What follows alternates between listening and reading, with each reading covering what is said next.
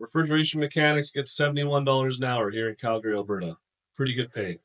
So we're going to break that down a little bit and show you how refrigeration mechanics get paid $71 here in Calgary, Alberta.